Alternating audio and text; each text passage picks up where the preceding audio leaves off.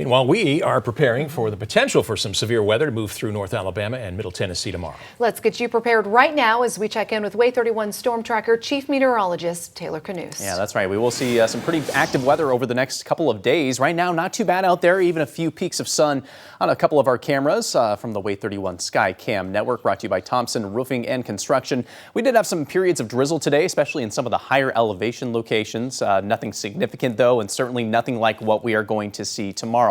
Currently in Huntsville, back to the 60s again today. It is 63 degrees. The breeze has picked up a little bit today compared to yesterday, and it will be even breezier the next couple of days. Decatur, the warm spot right now at 67. Same story for Muscle Shoals, 58 in Fort Payne, and 61 in Scottsboro at this 4 o'clock hour. Hour by hour forecast shows that we are not going to cool down really much at all overnight tonight. Forecast lows in the upper 50s for Huntsville. That's actually warmer than our average highs for this time of the year, so it is going to be a very warm night for this time of the year, and we'll keep that warmth going during the day on Thursday.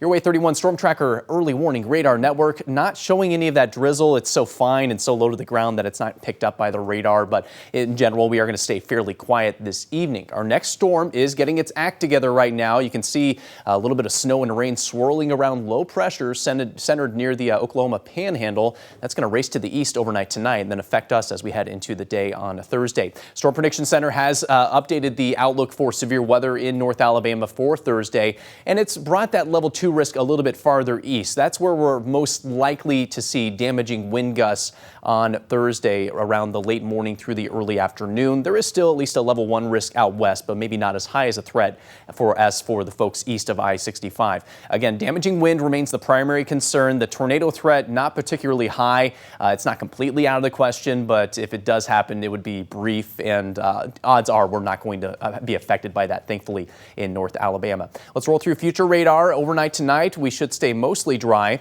Showers redevelop once we get close to sunrise on Thursday, so you may have some wet weather when you step outside early on Thursday, but the actual front and the actual line of storms gets going maybe closer to the 8 o'clock hour around the Shoals and other parts of northwest Alabama. We move to the 10 o'clock hour. That line starts to intensify a little bit as it approaches the I-65 corridor, approaching Huntsville as well, right around 10 or 11 o'clock in the morning. So compared to what we showed you yesterday, it's speeding up maybe about an hour or so compared to what we were showing you yesterday. That pushes into eastern parts of the viewing area around the lunch hour. Most of us dry out by Thursday afternoon into Thursday night. How much rain are we going to get? It's going to be a quick burst of rain, so most of us probably shy of an inch. I don't expect any tremendous travel issues with ponding or anything like that, but if you do get caught in that heavy rain, it will be tough to drive during that short period. Let's go real quick to Friday, because cold air really races in quickly, and believe it or not, we'll have a chance at some light snow showers to move through the area on Friday. Now, the good news is we have had a stretch of warm weather